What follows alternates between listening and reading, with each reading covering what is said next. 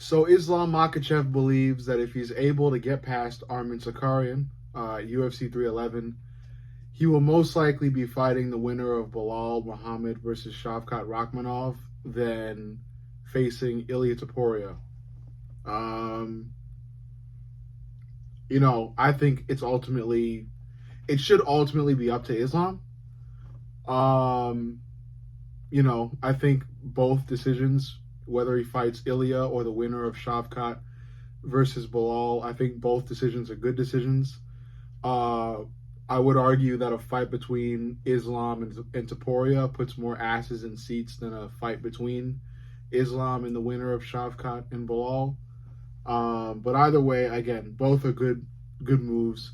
Islam has spent way too much time at lightweight, and I think it's high time that he fights the champion of a different division and tests out his luck. So uh, it seems like he's making the move to welterweight after he fights Armin. If he wins, of course. I think if he loses to Armin, he might just stay for a rematch or do some other shit. But if he beats Armin at UFC 311, Islam is eyeing a title fight at welterweight, and it'll be a great fight. It'll be a great fight, and it's well deserved for Islam. Like I said, Islam has been, at light heavyweight. Islam has been at lightweight, at the lightweight division in the UFC, and he's been ruling that division for quite some time now. And I think he has more than deserved a chance at another belt to become champ. He can definitely do it. He's well rounded enough to be heavily considered to do it. It's going to be a tough fight for him against Bilal or Shavkat, but it's still going to be a beautiful fight to watch, whether he fights Bilal or Shavkat, because it's high level fighting. If Islam fights Bilal, I would argue Bilal is a little bit more well-rounded than Shavkat, just because Bilal has some better striking. So I feel like the fight would be a little bit more competitive in all aspects if Islam were to fight Bilal. But if Islam fights Shavkat, I think it's going to be extremely competitive, just more so on the ground. On the feet, Shavkat's definitely got the reach advantage.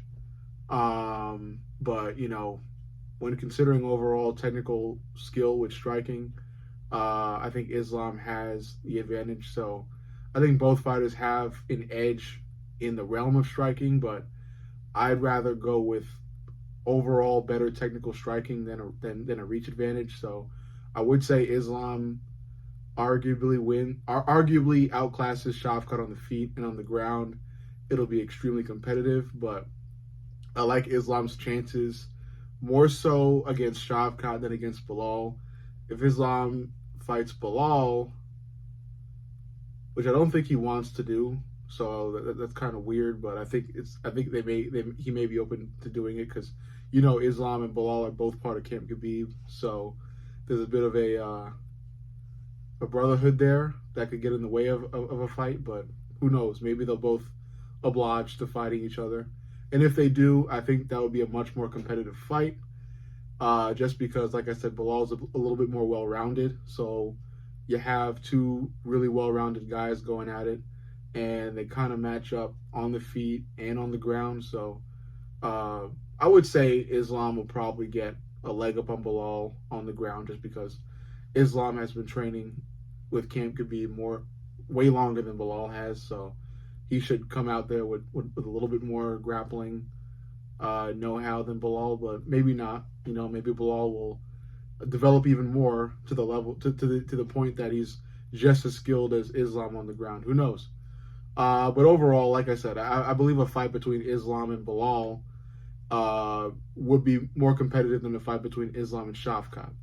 But either way, whether Islam fights Ilia Topuria, Bilal, or Shavkat next, all three fights are moneymakers that will be just, 5 full rounds of high-level fighting.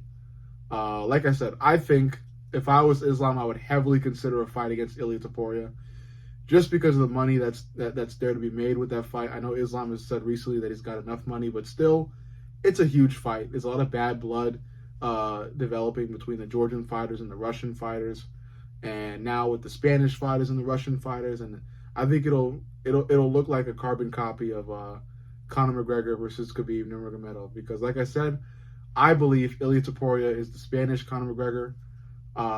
He's shown us enough that he is that, and you know, going up against Khabib's protege, it's only gonna bubble up into basically Conor McGregor versus Khabib Part 2.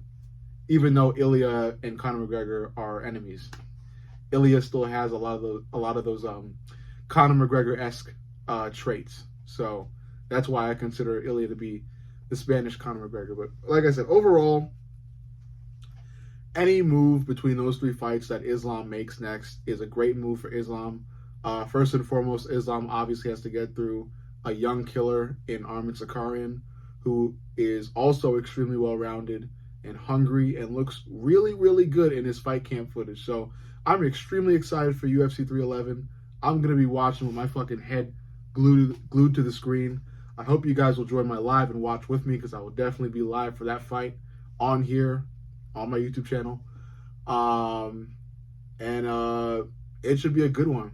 You know, it should be a great one. Really high-level fighting between that fight and Umar versus Merab, which is also going to be fireworks. But bottom line for this video, like I said, Islam has options if he beats Arman, and you know, both options or all three options lead to Islam possibly becoming champ, which is a great move for Islam and a great badge to put on Islam's already glowing resume, because he's beaten a lot of names and he's been ruling the lightweight division for a long time now, and it's time for him to move up and rule another division. You know, if he can manage himself during the if he can manage himself with the added weight, and see how that pans out. But only time will tell. Overall, you let me know what you think. Make sure you like, comment, and subscribe. But most importantly, subscribe. I love you guys, and I'll see you all in the next.